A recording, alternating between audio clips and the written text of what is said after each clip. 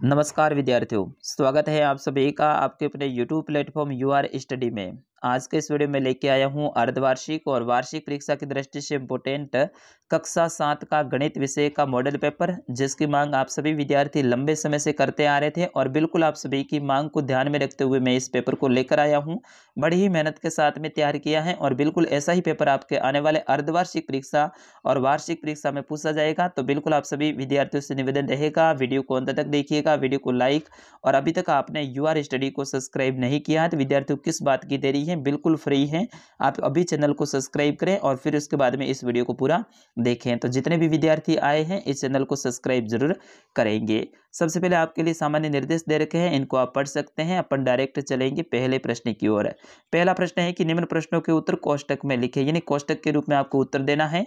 इसमें पहला देखिए, यदि ए कोई पूर्णांक है तो ए इंटू जीरो का मान होगा। ए कोई पूर्णांक है तो ए इंटू जीरो का मान आपको ज्ञात करना है। क्या इनका मान ए होगा, जीरो, या फिर एक, या फिर अपरिभाषित?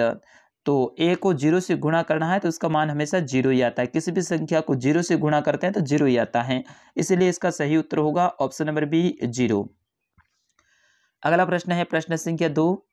आंकड़े 3, 5, 7, 3, 2, 3, 1, 3 का बहुलक है। इस संख्या का बहुलक ज्ञात करना है। बहुलक का मतलब होता है ऐसी संख्या जो कि सबसे ज्यादा बार आई हो तो वो बहुलक होता है। इसमें सबसे ज्यादा बार कौन सी आई है? देखिए 3, 1, 3, 2, 3, 3 और 3, 4, यानी 3 4 बार आया, इसलिए इसका बहुलक है वो 3 होगा। तो ऑप्शन नंबर ए रहेगा इसका सही उत्तर। तीसरा प्रश्न है कि कोई संख्या x के दुगुने से 3 अधिक है तो वह संख्या होगी। कोई संख्या x के दुगुने से 3 अधिक है तो वह संख्या क्या होगी, ये आपको बताना है। 2x + 3, 2x - 3, 6x या फिर 6? तो विद्यार्थियों उसका सही आंसर होगा 2x + 3। ऑप्शन नंबर ए रहेगा इसका सही आंसर। अगला प्रश्न है प्रश्न संख्या 4। एक कोण 60 डिग्री है तो दूसरा कोण पूरक कोण होगा। तो विद्यार्थियों उसका सही आंसर है, एक कोण 60 डिग्री है तो दूसरा पूरक कोण 30 डिग्री होगा। ऑप्शन नंबर सी रहेगा इसका सही आंसर। अगला प्रश्न है रिक्त स्थान की पूर्ति कीजिए, खाली जगह को भरना है। शीर्ष लंब समबाहु त्रिभुज के आधार को समद्विविभाजित करता है, तो समद्विविभाजित पहली खाली जगह में आ जाएगा। दूसरी रिक्त स्थान है कि समकोण त्रिभुज में समकोण के समान की भुजा कर्ण करता है, तो इसमें कर्ण आ जाएगा।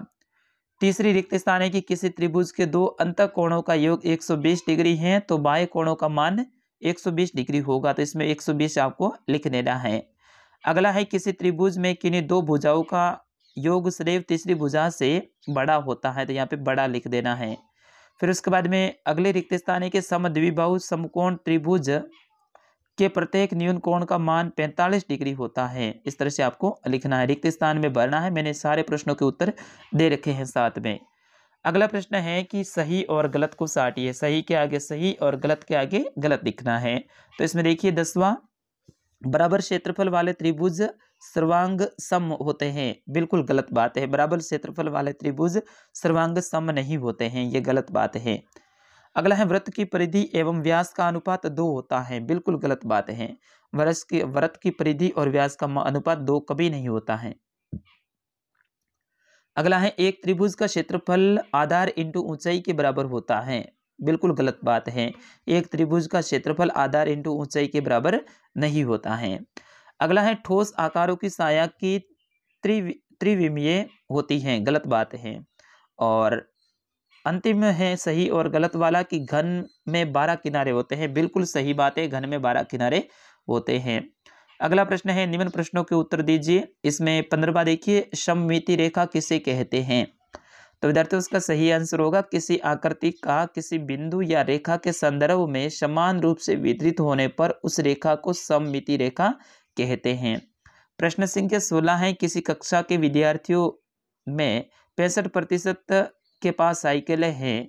कितने प्रतिशत विद्यार्थियों के पास साइकिलें नहीं हैं? यानी 65% विद्यार्थी उनके पास में साइकिल हैं आने जाने के लिए, लेकिन कितने प्रतिशत विद्यार्थियों के पास साइकिल नहीं है यह आपको ज्ञात करना है। आपको पता है 100 में से 65 घटाएंगे तो 35 ही बचता है, लेकिन आपको विधि से करना है और आप विधि से करेंगे तो आपको पूरे अंक मिलेंगे। किस तरह से लिखना है देखिए, सबसे पहले आपको हल लिखना है, फिर उसके बाद में साइकिल वाले विद्यार्थियों की संख्या, ये नाम लिखना है आपको, साइकिल वाले विद्यार्थियों की संख्या। फिर आपको बराबर का निशान लगाना है और 65% यहाँ पे दे रखा है, कितने के पास में 65, तो 65 लिख दो। फिर उसके बाद में साइकिल न होने वाले विद्यार्थियों की संख्या बराबर, फिर कोष्टक 100 माइनस 65, यानी 65 के पास में है इसलिए 100 में से 65 को घटा दो, बराबर 35%। इसका सही उत्तर निकल जाएगा। तो आपको लाइन लिखनी है, अतः साइकिल न होने वाले विद्यार्थियों की संख्या 35% है। फिर उसके बाद में 17वां प्रश्न देखिए, 10 सेमी व्यास वाले एक वृत्त की परिधि ज्ञात कीजिए। परिधि ज्ञात करने के लिए आपका पाई बराबर 3.14 लेना है, यानी पाई का मान, एक पाई का मान कितना होता है 3.14। तो इस तरह से 10 सेमी व्यास वाले एक का परिधि ज्ञात करना है। तो वृत्त का व्यास बराबर डी बराबर 10 सेमी, व्यास कितना है 10 सेमी है, ओके। परिधि है वो पाई डी बराबर 3.14 इंटू 10 सेमी, तो इसका सही उत्तर हो जाएगा 31.4 सेमी। अतः 10 सेमी व्यास वाले वृत्त की परिधि है वो 31.4 सेमी हो जाएगी। इस तरह से आपको गुणा करना है इसमें। अगला प्रश्न है, एक दुपहिया वाहन 1 लीटर पेट्रोल में 55.3 किलोमीटर की दूरी तय करता है, तो 10 लीटर पेट्रोल में वो कितनी दूरी तय करेगा, यानी इसमें आपको गुणा करना है। 1 लीटर में 55.3 किलोमीटर चलता है, तो 10 लीटर में कितना चलेगा, तो इस तरह से गुणा करना है, लेकिन गुणा आपको विधि से करना है। कैसे करना है, जैसे कि 1 लीटर पेट्रोल में वाहन दूरी तय करता है 55.3 किलोमीटर, 10 लीटर पेट्रोल में वाहन दूरी तय करेगा, तो 55.3 इंटू 10 किलोमीटर बराबर 553 किलोमीटर, इसका सही उत्तर निकल जाएगा। अगला प्रश्न है, एक त्रिभुज के दो कोण 30 डिग्री तथा 80 डिग्री हैं, इस त्रिभुज का तीसरा कोण ज्ञात करना है। बिल्कुल इजी है, दो कोण आपको दे रखे हैं तो तीसरा कोण ज्ञात करना है। त्रिभुज के तीनों कोणों का योग आपको पता है 180 डिग्री होता है। देखिए यहाँ पे दे रखा है, हम जानते हैं कि त्रिभुज के तीनों कोणों का योग 180 डिग्री होता है। त्रिभुज ए बी सी, माना कि त्रिभुज है वो ए बी सी है, जिसमें ए 30 डिग्री है और बी दे रखा है 80 डिग्री। यहाँ पे देखो 30 और 80, तो ए बी सी तीनों को मिला के 180 डिग्री होता है, बराबर 30 प्लस 80 डिग्री प्लस सी 180 डिग्री, इस तरह से है। तो सी बराबर 180 में से 30 और 80 को घटा दो, यानी कितने हो जाएंगे 110। 180 में से 110 डिग्री घटा दो तो इसका सही उत्तर हो जाएगा 70 डिग्री। इसीलिए अतः तीसरा कोण 70 डिग्री का होगा। फिर 20वां प्रश्न है कि एक वस्तु 5% हानि उठाकर 540 रुपये में बेची गई है, तो उसका क्रय मूल्य ज्ञात करना है। यह प्रश्न वेरी वेरी मोस्ट इंपॉर्टेंट है। प्रश्न संख्या 21 है कि एक सम चतुर्भुज में के विकर्ण 16 सेमी तथा 30 सेमी है, तो इसका परिमाप ज्ञात कीजिए। प्रश्न संख्या 22 से निम्नलिखित कोणों के प्रत्येक के पूरक का माप क्या है, इसके पूरक का माप ज्ञात करना है। 45 डिग्री का, 65 का, 41 का और 54 डिग्री का। और 23वां प्रश्न है कि 3 क्रमागत संख्याओं का योग 81 है, तो संख्याएं ज्ञात कीजिए।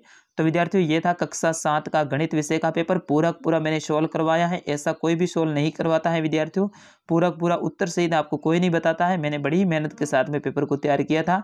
मेरी मेहनत के लिए आप वीडियो को लाइक कर दीजिएगा। और अभी तक आपने चैनल को सब्सक्राइब नहीं किया तो विद्यार्थियों क्या कर रहे हैं आप, चैनल को सब्सक्राइब करो, दबा के करो, क्योंकि ये तो फ्री है ना, आपके लिए हम इतनी मेहनत कर रहे हैं। तो आप चैनल को सब्सक्राइब करो और इस वीडियो को ज़्यादा से ज़्यादा शेयर करो आपके मित्रों तक, ताकि आपके मित्रों को भी फायदा हो सके। अगला कौन से विषय का पेपर चाहिए आप कमेंट करके जरूर बताएं। मिलते हैं उस पेपर में, तब तक के लिए नमस्कार, जय हिंद।